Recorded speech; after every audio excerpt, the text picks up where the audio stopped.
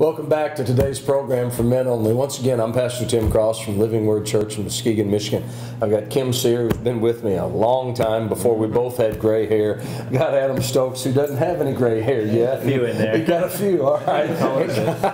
Got Eric Francik over here, who's, you don't have any gray yet, do you? No, okay, yeah. Oh, for back to those days. but we've been talking just about for men only, from some manhood stuff. We talked about the first segment, the aspect of where Paul said, when I was a child, I spoke as a child, I reasoned as a child, I thought as a child, but when I became a man, I put away childish things. And we were talking about a program we saw with some ladies, and they're complaining about the young men of today. You guys' generation, they don't complain about ours, but anyway. But the thing is, we're just talking about, we talked about some of the benefits to becoming a man, and we talked about some peace, some security, some confidence, some those kind of things that you got some purpose, that and really that just stepping up and being a man. And I won't name the kid, but it was interesting. I appreciated this kid at the community college the other day, and I was talking with him, and he was telling me.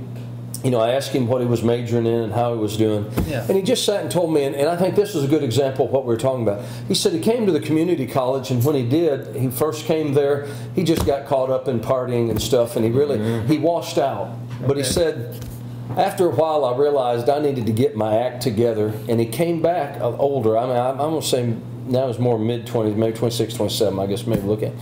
But he said, I've got back in here, I'm doing good, I've got good. I looked at him, I said, I commend him. I said, man, that is good. I mean, it's one thing to fall down, it's another thing to get up. And I thought, I commended him, and he's working hard. And I saw him a few days later, just before spring break, and I said, you going any place on spring break? He said, no, man, I'm staying home to study. I got to get some studying done. I got to get, and I thought, there's a good example. I mean, in a nutshell of some of the things we talked about. That here was a young guy that realized he was childish, faced the consequences of it, but grew up. And I thought, man, this is great.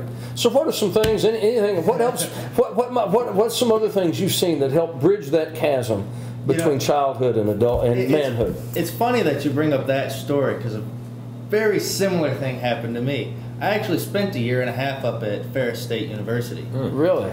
And partied, didn't do my homework, failed English 101 3 times. 3 times? Wait a minute. Oh my goodness. This is news to me. English 101. Yep. That's remedial English. I don't like it. I do math all day. But anyways, got in some trouble and went home, tried MCC. It didn't work. Well, got called up to Iraq. Oh, yeah. After I started at MCC, but got home from Iraq and I'm an adult. Yeah. I had to find a job, get something real quick, and I had to take care of myself. And it just, the responsibility, there was no more time for partying. I had bills to pay. Oh. The world moves on. That word, responsibility. Yeah. You got faced with responsibility. Real quick, big slap. Okay, but now some people are faced with responsibility and keep playing. Yeah, and they're still at square A. Yeah, exactly. They never made it to square B. So the nice thing is failure's not permanent. No. You can recover. Yes. And you recovered. Yes, I did. And you got a good job, good family now, nice home? Well, my wife's told me more than once, if I was still like I was when I used to be before I met her, there's no chance for me and her. But since I took responsibility, since I became a man, and I'm not so selfish, I can put her before myself. She actually saw a man in me and decided she would marry me. So that won you a good woman. That's great. Now you say, I'm going to tell you what comes to me. I'm going to tell you what I hear when I hear you say that. Quality women. Yeah. A quality woman wanted to see a quality man. And to win a quality woman, you had to grow up and become a man. Yeah. All right, Adam, what are some things you saw? You didn't fail English 101, did you, 3 times? No, I had all kinds of failures. Don't worry. But well, for me, bridging that gap. We're talking about bridging that gap between being a child and being a man. Means you have to win some things, and for me to win some things, I had to start winning the battles in my mind. Ooh. You know, what they say is your thoughts become your words become your actions. Your actions become, your habits. And your habits define who you are. Yeah. Well, for me to change who I was, I had to start winning the thought life. Oh, that is good. And that's the key. That's the key to getting through. In my opinion, that's the key to getting through anything that you're trying to get through. Is just start with your thoughts. If you're going to dwell on the things in your mind all day, that's going to eventually become who you are. So, one of the biggest things I did for myself was to start winning those. And I'm not saying I'm perfect or I'm there, but I know now to get through things, you have to win the thoughts. Well, that's one of the things Paul said in that verse was, when I was a child, I thought as a child. Yep. So there are childish thoughts. Oh yeah.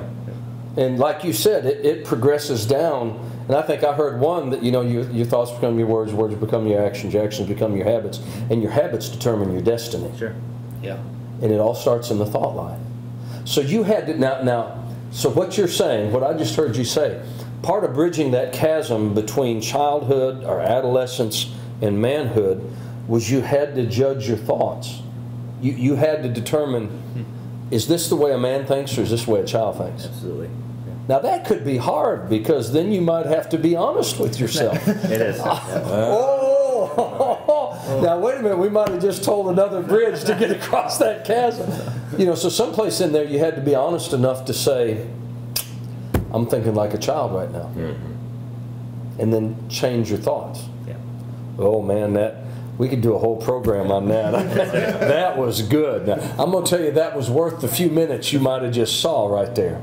But that helped you bridge that chasm. Yeah, absolutely. The other thing you have to do, if you're going to win your thought life, is you have to be able to put your pride aside long enough to realize that you don't know it all. To realize that you have a long way to grow. You'll be growing your whole life. So before you can start winning the thought life, you have to put your pride aside and realize, I can't do this on my own. I need some help here. Now, the opposite of pride is a thing called humility. And one of the definitions of humility is just being able to be taught, teachable. Yep. All right, Ken, what are some? We just got a few minutes left here. What are some of the another bridge that you can see that would help somebody get from that childhood to that manhood? Man, I mean, these have been good. Well, one of the things that I was thinking about was in the early days. I got married pretty young, had kids real young, so I had like a lot of responsibility, like real fast. And one of the things I had bought a little house, or actually was renting a little house. Had 2 kids and my wife in there, and I think I had 3-4 rooms in it. I mean, it wasn't much bigger than your kitchen here, but I was working at a job that for a couple of years that I could see that boy, I don't know if I'm ever going to make a lot of money at this job, and so the fix for me was, well, I need to go to college. Well, I'm working, supporting the family, feeding the family, and it's like, okay, how am I going to go to college? Well, I guess I'm going to go out to night school. So I ended up starting to take classes. So I work in the day and I take classes at night and I study on the weekends, and so I was very committed and very busy for the next 8 years. For a 2-year degree, it took me 8 years to get through it because I could only take 1 or 2 classes. You didn't fail English 101. Oh, no. But it was very difficult. It was painful. Let's put it that way. And I think sometimes we want to avoid pain. This is good. I want it cushy. I want it soft. But you really don't. All trials in life grow you. That's one of the ways you become a man, is by working your way through trials, is by looking at it. You lost your job. Don't sit down on the couch with a bag of potato chips and say, well, I guess there's no work out there. I mean, we've gone through some things in our economy where it's been really bad, but I know people who have hired people in a rotten economy. It's get up, get out, go look. That's part of being a man. That's part of taking responsibility. I'm supposed to be working. Well, the government will take care of me. That's not what a man does. A lot of people are saying that, and you know what? Pretty soon the government's not going to be able to. The burden's getting too big, folks. So taking responsibility, get up and doing what you're supposed to do. But it took some pain. Oh yeah. You had to be willing to face some pain. I didn't want to come home after work and I wanted to sit down and watch TV and just bounce my kids on my knee, but I had to suck it up, go to class, 4 hours of class. What did he say? Wasn't easy, but I got it done. Okay. But you're a very good salesman at the job you have. I mean, you've enjoyed a level of success, sure. And sometimes people envy the success, but they don't work, folks. But they don't see the pain. Right, exactly right. They don't see the pain that it took to get there. Well, and this has been proven by winners of the lottery. They win the lottery, and 2 or 3 years down the road, they're back where they were before. They didn't have to. They didn't have to suffer. They didn't have to work for that. It was one of those things that easy come, easy go. You see it happen all the time. Mm-hmm. You don't grow that way. So part of that chasm is not only that humility and things like that, and getting up when you failed and and facing responsibility. Oh, yeah, yep. But some of it, there's, and I almost think when we look in society, a lot of men today, that pain, they try to avoid that pain by some of those things we talked about earlier in another program, that escapism, trying to escape the pain and let me live in this fantasy type world rather than dealing with reality. You know, it's not that we're necessarily against, you know, we talked about things like softball and you know, games and things. We're not necessarily against those things, but it's when those things consume you and they become addictions, and especially that escape from reality, so I don't have to face reality. Right, exactly. You know, I'm right now in a spot where I'm adjusting my diet on purpose. I've done diet stuff, but I mean a lifestyle change. And because I'm kicking up close to 50, and so it's like, you know what? 50 extra pounds? Watch it. What were you saying? You're not coming back on this program. Goodness. We trust you've enjoyed today's program. Our kidding each other. You know, we're just real guys, and I'm going to take Kim out and stuff him in a snowbank after the program. Catch me. No way. But I got two young guys to help me. But anyway, we're so glad you joined us today. We hope you tune in again next time. One of our other programs for men only.